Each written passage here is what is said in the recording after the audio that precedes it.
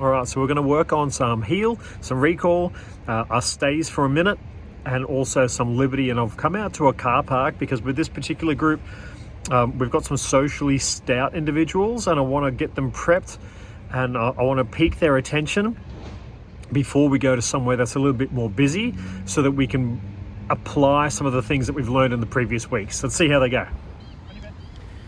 All right, we've got the Cookie Monster up. We've come out to a car park, which is a surface that we haven't actually worked on before. And I've noticed that all of the students were quite different in different ways, but Cookie seemed to be the most distracted on this surface. You can see the enthusiasm that she's got is very low compared to how she would normally react. She will do the things. We've got some distractions, some pretty decent distractions off to the left of screen. So we had some guys with a boombox and they were testing that out. So there was plenty of noise and stuff going around, but otherwise a relatively quiet area.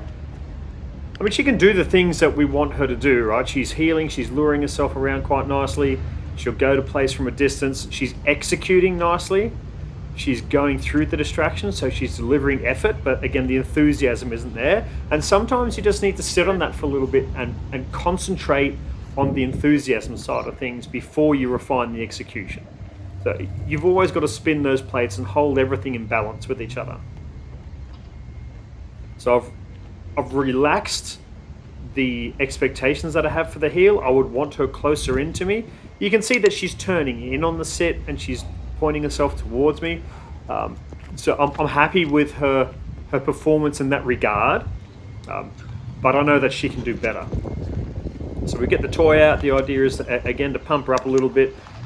But it's unusual that she's not coming back to me with the toy. She's not punching it back into my stomach, which is something that she would normally do. She was looking at it, taking it to place, and I pulled her away from that, and she learns quite quickly, so she went, oh, well, obviously I'm not supposed to go there.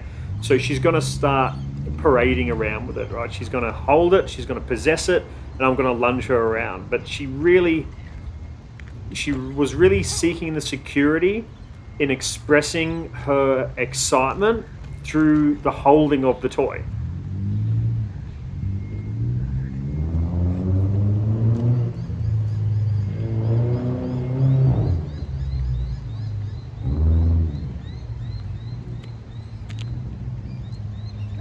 So you can see that very much like Mia in a previous video, I'm just keeping her moving.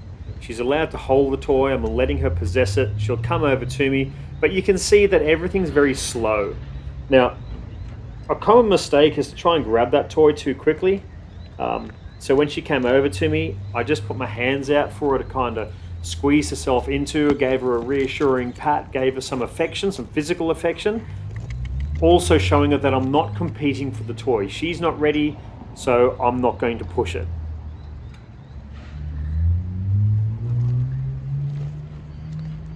Even her holding on, she was really relying on her weight. She wasn't really pulling at it very much. And that's all fine. We all have days like this, but I'm just going to lunge her around. She's going to keep a loose lead, and she can see where her attention is being directed, right? It's all to screen left, where those guys are testing out the boombox. And there's nothing wrong with what they were doing. She's got to learn to live past these sorts of events. It appears to me that she's not necessarily fully defensive, but she's certainly quite apprehensive about the pressures that these guys are putting on her. This is a pressure perception. This isn't something that is necessarily real, but it does exist in her reality, if that makes sense.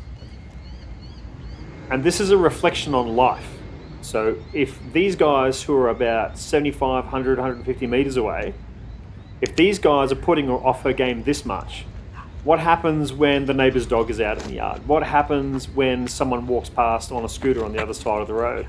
All of those things are going to have an effect on Cookie. Maybe not this dramatic, but over time you'll have the trigger stacking that's going to occur. And that's why we need to work through that. And that's why she's allowed to possess the toy. I'll let her feel that she's so strong. She'll pull the toy away, she does a little prance, and then immediately she calms back down again. Those guys are having a very suppressing effect on her overall demeanor and behavior. And we've got to work through that. We've got to try and recondition that somehow and allow her to understand that life still goes on. She can still be Cookie.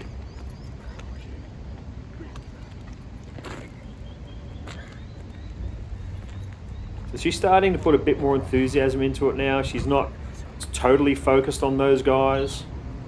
Still comes back to them. But what I found in this particular game was that if I pulled the toy down and to the front of her, she was actually more apt to chase and grab the toy. If I pull the toy up and onto me, even though I've got her going to the side, so there's less social pressure coming from me, if I pulled up and to the side, like, she would do it, but she wasn't really as invested into it as she normally would be. And I do keep coming back to it because I want her, or I'm wanting her to express herself more fully.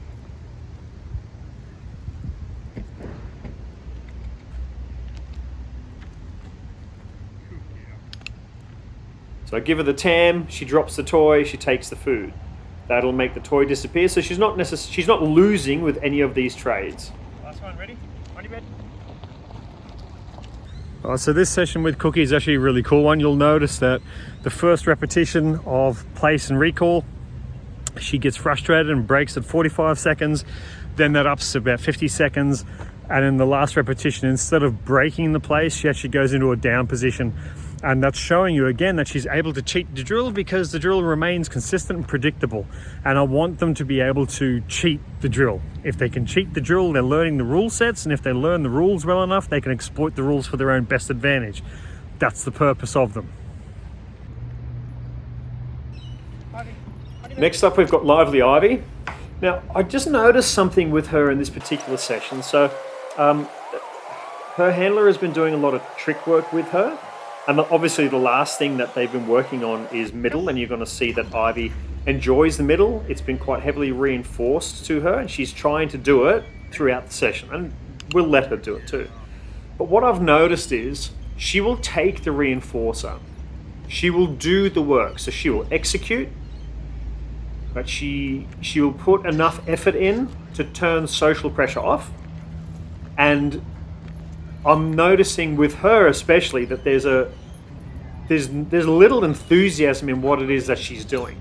So we've got food, she'll take it, but it's not the burner for her. It's not something that gets her heart rate going. This toy, she'll take it. There is a little bit of fun to it, but it's not where it's at for her. You can see those little flashy whites come out. She's jumping up at me. She likes the hand fighting. That's something that she really enjoys with me. So that's what we're going to go to. And you know what? I've copped a lot of stick for this, and honestly, I just don't care what other people think. If you find a reinforcer that works for your dog, do it. Look at that nice straight line recall that we've had, no banana bends, and bang, she's going to go into the middle because that's the heavily reinforced thing she's learnt last, and she wants the hand fighting, she wants the hand tapping, she wants to latch onto my arm. Beautiful. Next time I'll take a picture of my hands and arms so that you guys can see there's not a single red mark to be seen. There's no cut skin. There is nothing happening. This is like martial arts for her. She's sparring. She's being super gentle. I'm being super gentle. She's got a hold of my arm. She is not biting my arm with any force. So is it a bite? Yeah, of course it is. But like I said, I just don't care what other people think. I care about the student in front of me and making sure they receive the maximum benefit. What I want from her is an increase in enthusiasm.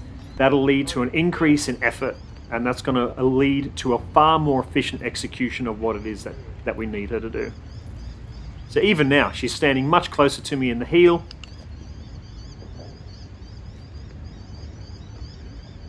But then she dips off, right? Because there's a lot of effort that she's got to do, and she's not prepared to do it for food. The food just isn't good enough for her.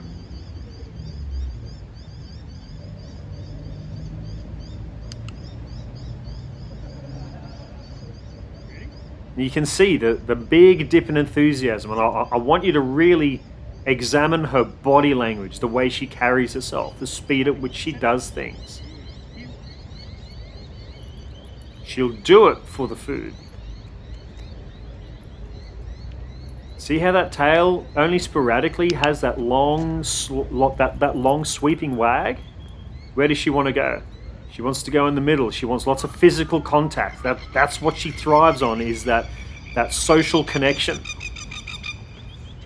And then we can turn that into something much more fun. She jumps up. This is all predatory-based behaviors. These are all good things that I want her to have. Look at what I'm doing with her. What has she got a hold of? There's no pain on my behalf. There's no discomfort on her behalf. This is what she's into. Not every dog will want to do this. Indeed, not every dog can do this. But she can. And if that's her bag, then, well, if that's what she enjoys, let her have some fun doing it.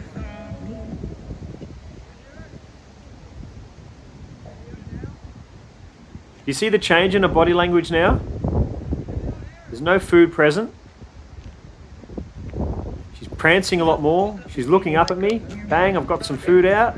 She's doing something for the food in anticipation of the hand fighting. But she'll take the food to turn the food pressure off, get rid of the food stew. I just want the hands. Look at her, bang. When do we get the fight?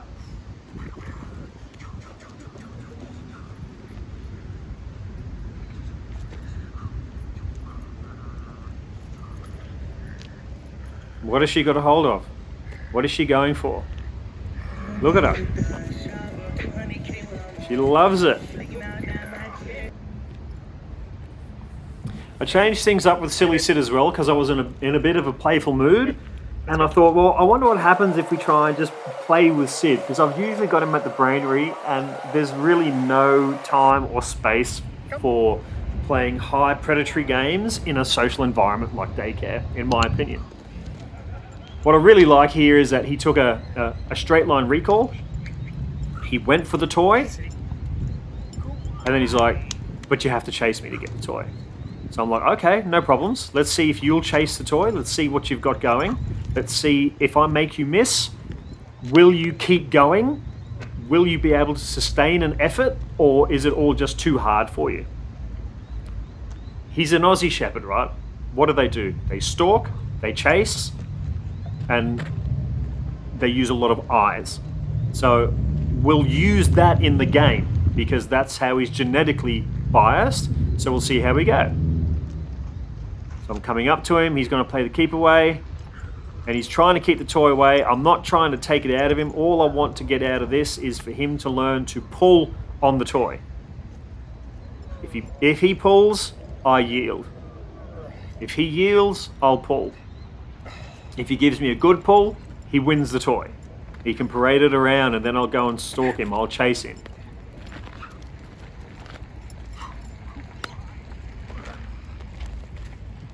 Not worried about him running away. What he's doing is he's going to a place where he is more comfortable. Herding dogs are spatially quite sensitive. I'm just going to stalk him. He's going to growl at me. He's going to prance. He's going to change his body language. He's going to present the toy for me to take at some point.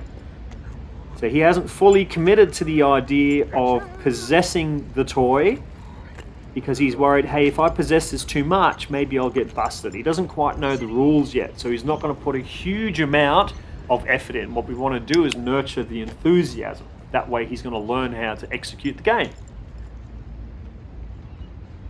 Good one.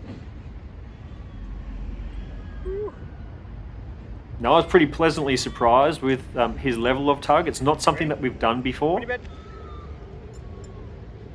And the beauty of mixing place and tug together is that you can ramp excitement really, really high, get your student to go on place, and now that excitement naturally, due to the conditioned response, that excitement diminishes.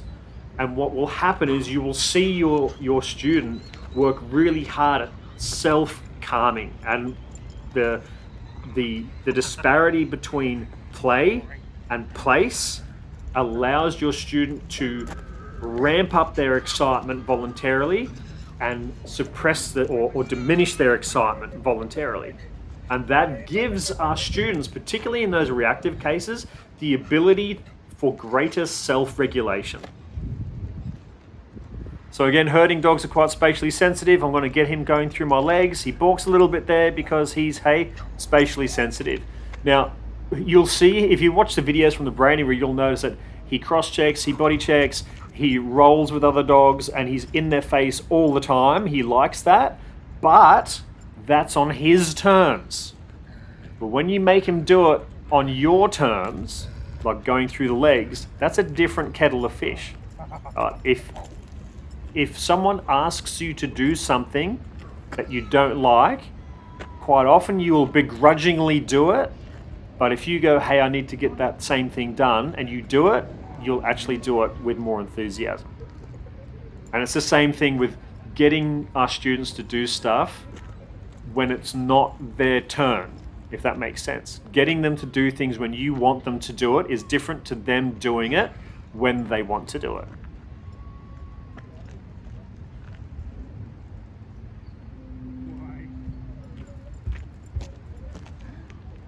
So you can see as I start to move away, he follows.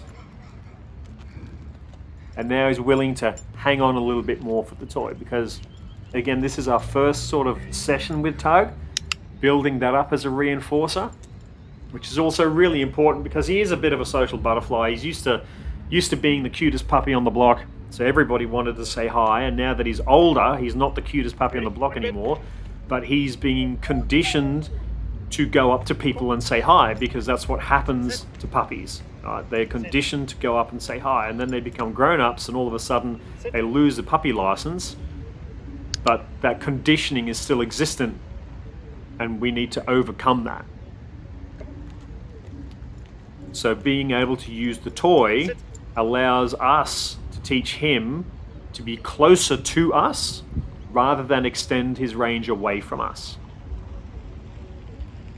Now, very similar to one of our earlier videos where you could see Mr. Blue, and he would crab around to the side or forge around to the front in order to sit. Sid is doing the same thing. So we're just going to use some framing to help him sit at the heel position easier. And then we use food to teach. No matter how quiet you think you have it, things are always going to happen. And that's what happened in this session today with all three of them. So, I'm pretty stoked with the progress that we managed to make. The heel's starting to take shape. We're getting some straight line heeling with some right about turns. So that's all coming off the square drill. I'm pretty stoked with that. The play is working really well for this group, and I'm really stoked with that. All three of them are happy to play Tug, and you can see that each of them have individual ways of using their teeth to play.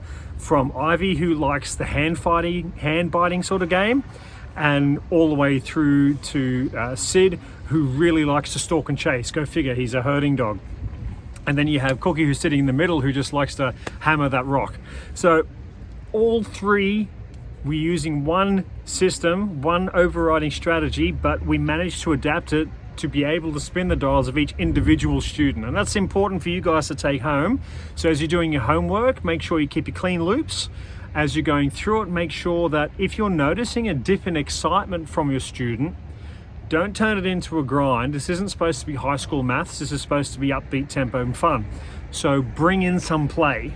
Yeah, sometimes the food will be taken, the tricks will be done, but what we really want is for the enthusiasm to go up really high. All right, guys.